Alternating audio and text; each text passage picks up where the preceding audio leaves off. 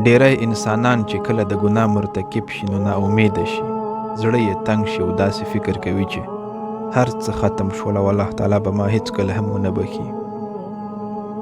تر دې چې همدغه بې ځایه اندېښنو ډیری ځوانان حتی خودکشۍ ته اړ کړي دي.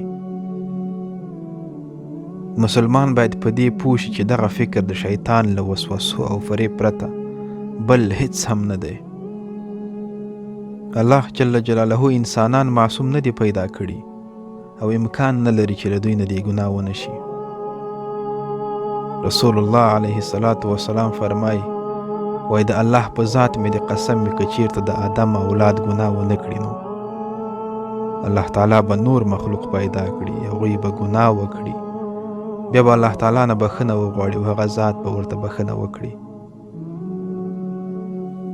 مسلمان چې له ګناه وروسته د الله تعالی په حضور کې د خجالت او شرمندګۍ احساس وکړي او د خپلې ګناه لپاره بخښنه او استغفار وغواړي نو د دغه پښیمانۍ او اوښکو په وجه باندې الله تعالی د ده د مقام او مرتبه ور اوچته کړي او دی د خپلو خاصو محبوبو بندګانو له جملې څخه وګرځوي، خو په دې شرط چې له ګناه لاس واخلي او بیا ور ونه ګرځي. د قرآن کریم په فرقان صورت کې الله رب العزت ګناهکارو انسانانو ته څومره لوی زیری ورکوي او ورته فرمایي بسم الله الرحمن الرحیم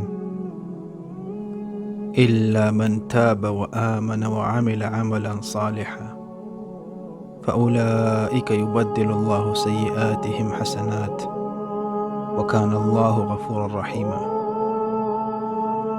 الله تعالی ګناهکارو انسانانو ته فرمایي وای مګر هغه کسان چې توبه وکړي، ایمان راوړي او نیک اعمال ترسره کړي، الله تعالی به د دوی ګناهونه په نیکیو باندې بدل کړي او الله جل جلاله همیش بخونکی او مهربانه دی. السلام علیکم ورحمة الله وبرکاته.